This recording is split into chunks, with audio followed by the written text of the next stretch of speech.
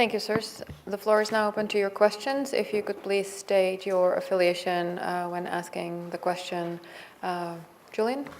Sure. Julian Barnes with the Wall Street Journal. Question for General Scaparrotti and then one for General Pavel. General Scaparrotti, there's been discussion about whether the United States would ask NATO for more forces in Afghanistan. I wonder, to what extent was that discussed? To what extent is NATO meeting the current requirements? And what do you think the advantage of additional forces would be? And General Pavel, I wonder what you can tell us about your counterterrorism defense capacity building discussions today. Is there an appetite for NATO to do more in Iraq, say, and is that, are we talking, just a small increase, or could this potentially be hundreds of NATO trainers in Iraq? Thanks. Yeah, Julian, thank you. First of all, as you know, the United States hasn't made the decision yet on the troop strength for the United States. That fact was discussed among the CHODs. So we didn't get into specifics or the United States probable troop strength. We did talk about the needs of the commander. I would answer specifically your question about CJSOR. We haven't completely filled the requirements that have been approved within NATO to this point. And as a commander as well, it would certainly be helpful to fill that CJSOR. What it would provide us is the train and advise and assist capability, particularly the advisors, and the strength that's needed to do a better job. And I can tell you from my experience there, I think that would be a significant benefit to fill those out across the battlefield and with the units that exist today in the Afghan Army. On NATO and counterterrorism, I think there is a tendency to believe that we start from a blank sheet of paper. I think it's worth of reminding that NATO is contributing to a fight against terrorism for now many years. The very operation in Afghanistan has been launched after a terrorist attack on the United States.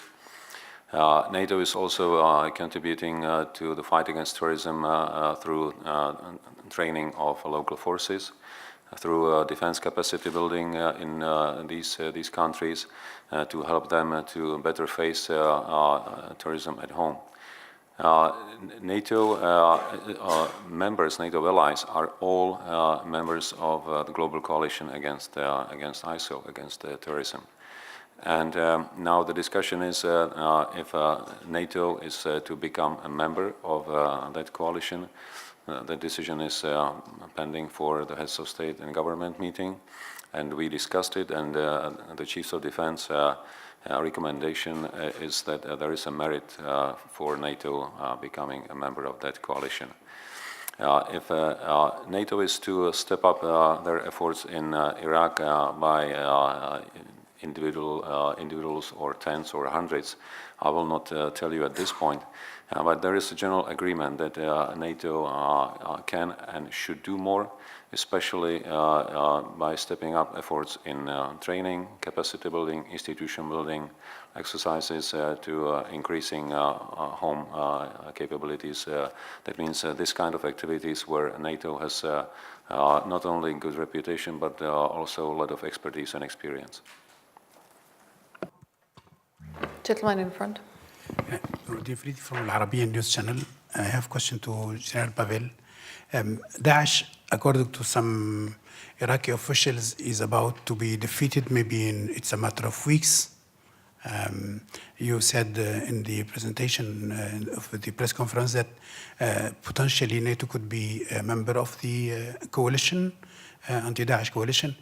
Will that be late if Daesh is defeated? Maybe this membership is a bit late, or you expect seriously that Daesh is moving to Syria and possibly Iraqi fighters, mainly those militia, whether they are supported by Iran, directed by Iran, influenced by Iran, move to Syria and then maybe do justify the membership of NATO and more involvement of NATO forces in the war against Daesh? Let me start by saying that we do not understand terrorism only as Daesh. Terrorism obviously is much broader, and countering terrorism is not just about defeating Daesh. And even defeating Daesh, we can distinguish between physical defeat of the elements, but it doesn't say anything about defeating the ideology. So this will be a long-lasting fight that will not end by taking Mosul and Raqqa. I think this fight will go on a much broader front, both military, but also economic, social, political, religious, and it will be a long-time activity.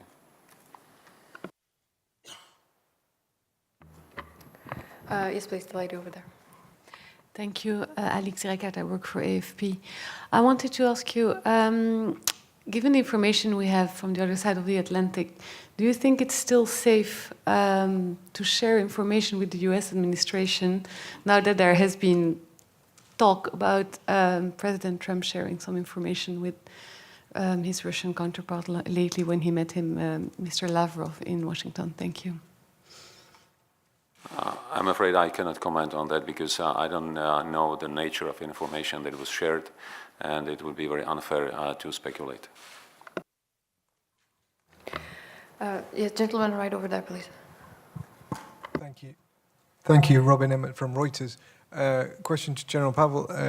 On EFP, there's been some concern that in Poland, the generals have resigned because they're not happy with the way the Polish army is deploying its tanks and moving some of its heavy equipment away from the border. I wondered, is that something that's been discussed at NATO? Do you share any concerns about that? Thank you. On Polish general's resignation, I can't comment. It's a national affair, and I don't want to interfere in it. But it's not related to EFP. As for EFP, I think it's better for Sakar to address because up to now it's progressing very well. Mike. I'll say that, again, it's not for us to comment on that about the general officers, but I will comment in the sense that that's never been a topic that's been raised to me or been discussed with me. I was just in Poland a couple of weeks ago to look at EFP in particular.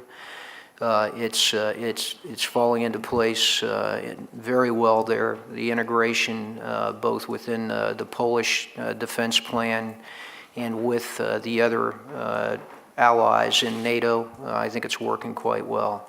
So I was pleased, I know the Poles were pleased with the initiation of the battle group there in Poland.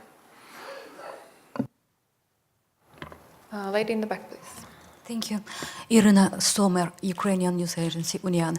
I have a question for everybody who can answer because I do know that you have also a meeting with your Ukrainian colleagues, and after which he wrote on his Facebook page that his colleague offered to him several interesting ideas how to resist Russian aggression and how to build up Ukrainian army. Can you please tell us what it was about, this meeting? Thank you. Oh, well, it's quite easy an answer because Ukrainian church was present to our resolute support mission. Because Ukraine is our partner in Afghanistan. And that was the only subject of discussion. We haven't discussed anything related to our problem with Russia. Yes, please. Jim Michaels, USA Today. Just to follow on the question about Iraq, is in addition to potentially upping the number of advisors and trainers or so forth, is it also possible that NATO may in coming years assume command and control of the anti-ISIS mission in Iraq, not unlike what's the relationship with Afghanistan now. Let me tell you that we are in NATO discussing broader frameworks of counterterrorism as well as projecting stability. And Iraq, as being now a country that is torn with internal conflict, is a country that is not stable, and we will focus our attention on all countries that need to improve stability. Within that framework, we will conduct a number of activities to support all these countries, including Iraq. So we can expect that it will be long-lasting activity, a long-lasting partnership with Iraq, as well as with many other countries in the region. But no, I don't see it necessarily as a kind of mission similar to Resolute Support. I had Brooks over here.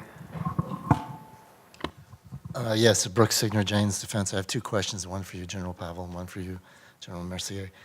First for you, regarding your review of NATO's C2 system, C2 structure in order to react faster to hybrid threats and others, is the goal to better use the C2 system the way it is right now, or do you seek additional command posts and assets to do that?